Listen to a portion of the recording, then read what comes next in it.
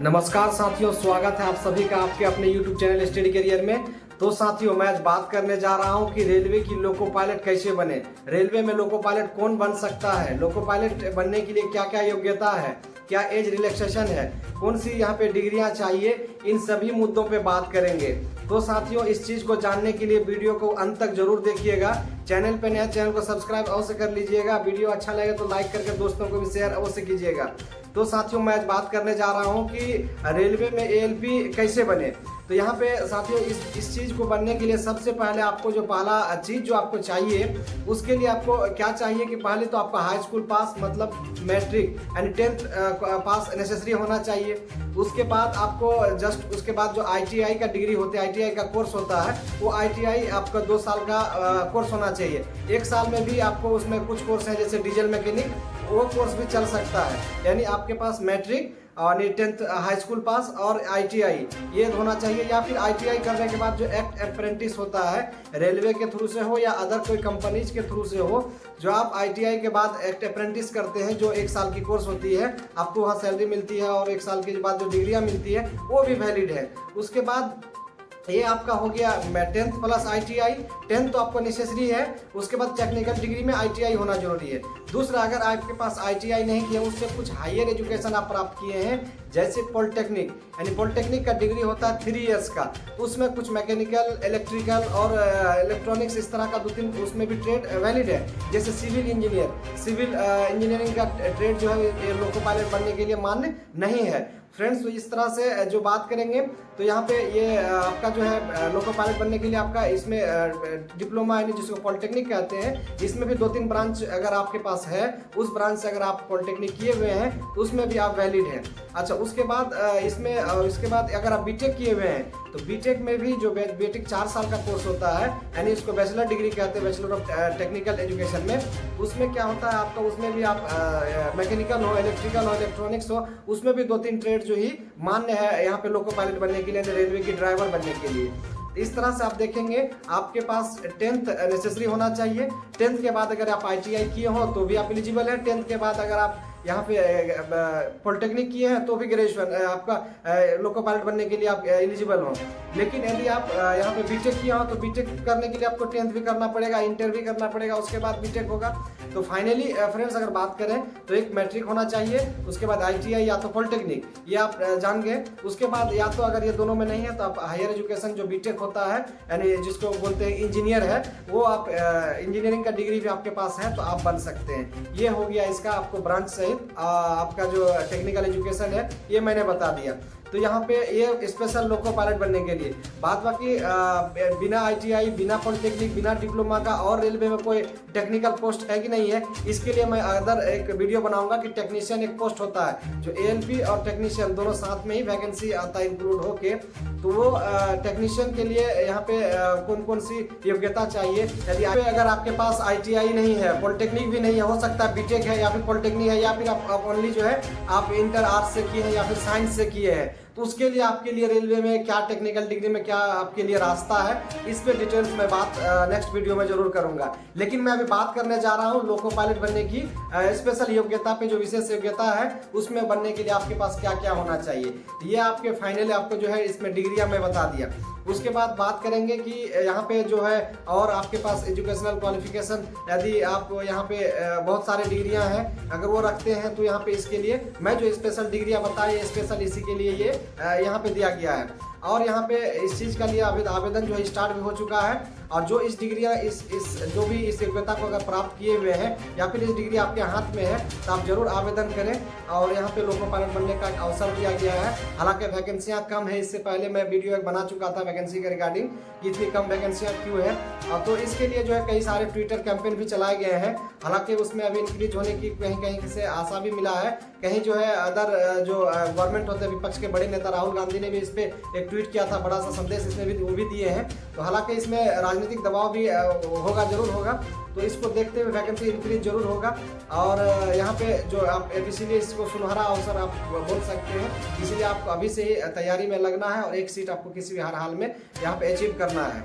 इस तरह से आप ये बात करेंगे। तो चलिए एज रिलैक्सेशन पे बात करते हैं। रिलैक्सेशन देख लिए, लेकिन एज रिलैक्सेशन में कुछ छूट को अगर देखा जाए तो अगर SC/ST कैंडिडेट की बात करें तो SC/ST कैंडिडेट में 5 वर्ष की छूट दिया गया है, और यहाँ पे जो OBC है, OBC के लिए यहाँ पे 3 वर्ष का छूट यहाँ पे दिया गया है इस तरह से। और यहाँ पे एक्स सर्विसमैन के अलग अलग कैटेगरी के लिए अलग अलग यहाँ पे दिया गया, आप नोटिफिकेशन हम यहाँ पे लगा देंगे, आप देख लीजिएगा।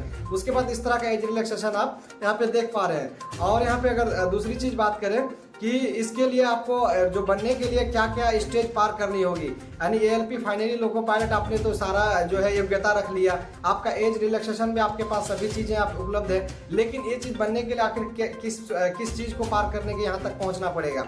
तो साथियों मैं बात आपको इस चीज से डिटेल से करूंगा।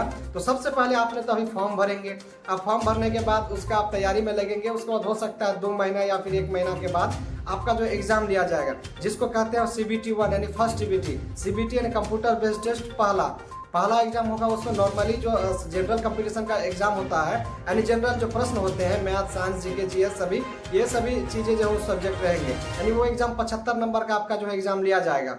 उसके बाद ये चीज़ आप 75 नंबर का आप एग्जाम देके अगर उसमें क्वालिफाई करते हैं तो उसके बाद आपका उसमें ऐसे कुछ मार्क्स उसमें लाना पड़ेगा। मार्क्स ला के अगर वो क्वालिफाइंग नेचर रहेगा, क्वालिफाइंग अगर करते हैं तो उसके बाद आपको जो है फिर दूसरा CBT 2 का एग्जाम दिया जाएगा। CBT 2 के लिए आपको एलिजिबल कर दिया जाएगा।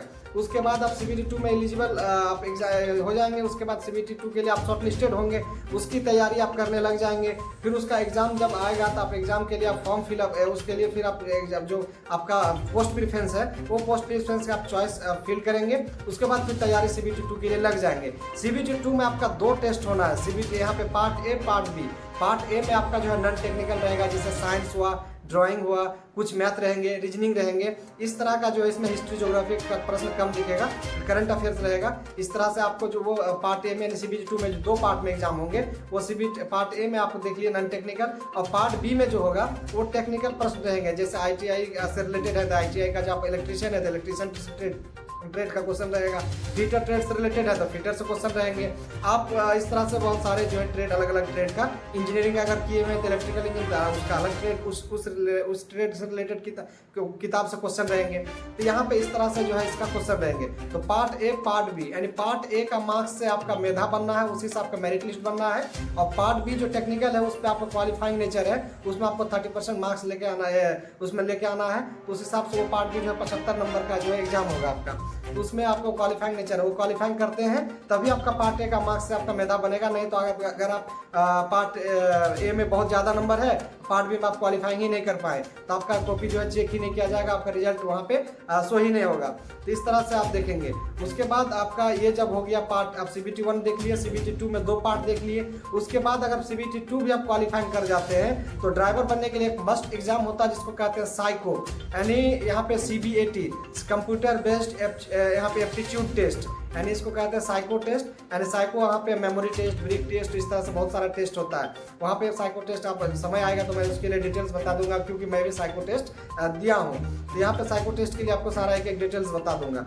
तो वहाँ पे साइको टेस्ट होगा। साइको टेस्ट अगर आप क्वालिफाइंग करते हैं वहाँ पे 20, 21 नंबर, 22 नंबर लेके आना पड़ेगा। तो वहाँ पे उसका मार्क्स जो है कुछ अलग कैलकुलेटिंग होकर आपका मार्क्स जो है डिफाइन होता है। उसके बाद इस तरह से आप देखेंगे उस अगर आप साइको भी पास कर जाते हैं उसके बाद आपकी बारी आती है डॉक्यूमेंट वेरिफिकेशन की। डॉक्यूमेंट वेरिफिकेशन आपका जो है वहाँ पे होना है। डॉक्यूमेंट वेरिफिकेशन, डॉक्यूमेंट अगर आप ओके हैं, सभी डॉक्यूमेंट्स आपके पास अवेलेबल है, उसके बाद आपको मेडिकल में भेजा जाएगा। तो चूंकि लोको पायलट का थोड़ा मेडिकल जो थोड़ा टफ होता है तो उसका A1 मेडिकल चाहिए होता है। तो यहाँ पे सभी चीज़ जो है अच्छे से जाँच होंगी, एक एक चीज़ जो है वहाँ पे मेडिकल में एक एक चीज़ आपको जो है पूरे होल बॉडी जाँच होगा। इस तरह से आप वहाँ पे भी अगर मेडिकल में आप A1 मेडिकल सभी चीज़ अगर फिट पाए जाते हैं तो आपको A1 मेडिकल की कैटेगरी आपको दे दिया जाएगा। तो वहाँ पे आप A1 मेडिकल ही पास कर देते हैं तब आपका सारी चीज़ जो है फाइनल होगा। इतनी सारी चीज़ पास करना होगा। तो उसके बाद जो है आपका फाइनली तब जब फाइनल लिस्ट मेधा लिस्ट तो आने के बाद ही मेडिकल और डिग्री लिया गया। उसके बाद जो है आपका तब जाके कुछ जैसे आपके बोर्ड में 2000 सीटें हैं तो आपको कभी पहले लिस्ट में 600, फिर दूसरे लिस्ट में 300, ऐसे करके आपको फाइनल लिस्ट जारी करके, यानी फाइनल जिसको आप मेधा कहिए या फाइनल मेरिट लिस्ट कहिए, रेलवे उसको कहता है फाइनल लिस्ट, यानी फाइनल उस फाइनल के थ्रू से आपको धीरे धीरे सबको जो है नियुक्ति पत्र दिया जाएगा और सभी को ज्वाइनिंग यहाँ पे ट्रेनिंग के लिए बुलाएगा। फिर फाइनली लिए जो है नियुक्ति करा दिया जाए। इस तरह का यहाँ पे सिस्टम रहता है। ALP बनने के लिए यानी रेलवे ड्राइवर बनने के लिए, रेलवे लोको पायलट बनने के लिए इतनी सारी सीढ़ियाँ जो है पास करना होता है। हालांकि ये बहुत बड़ी चीज़ नहीं है, बहुत आसान सी चीज़ है। आप इसको लगेंगे करेंगे, देखते देखते आपका पार हो जाएगा। पता चला यहाँ पे लोगों को खबर भी नहीं चलेगा, आप अचानक आपका पड़ोसी को खबर आएगा कि आपका जो है आप लोको पायलट बन गए, रेलवे में आप जो है सफलता हासिल कर लिए। इस तरह का खबर जो अचानक आपके घरों में आएगा या फिर आपका आस पड़ोस को खबर होगी। तो इस तरह से जो है ये कोई बड़ी सीढ़ी नहीं है, धीरे धीरे सभी चीज़ जो होगी। तो यहाँ पे इस सब पोस्ट के लिए हालांकि ज़्यादा भीड़ नहीं होता है, जैसे बिहार SSC सब हुआ। तो इसमें क्या हुआ, सभी लोग यहाँ पे इसमें फॉर्म फिलअप करते हैं, लेकिन ये सब में कुछ जो टेक्निकल डिग्री जिसके पास है वही ना फिल करेंगे। तो इसीलिए वही लोग यहाँ पे डिग्रियाँ जो है वाले ही यहाँ पे फिल करेंगे और ज़्यादा यहाँ पे आपको देखने को नहीं मिलेगा। आप अच्छा से एग्जाम की तैयारी करें और इतनी सारी स्टेज को पार करके आप भी सफलता हासिल करें। तो आपको वीडियो कैसा लगा कमेंट बॉक्स में कमेंट करके बताएंगे, और इसी तरह से रिलेटेड कोई भी जानकारी आपको चाहिए तो आप कमेंट बॉक्स में कमेंट करेंगे, मैं जरूर नेक्स्ट वीडियो के माध्यम से आप तक जरूर पहुंचाऊंगा। तो वीडियो को देखने के लिए धन्यवाद। जय हिंद।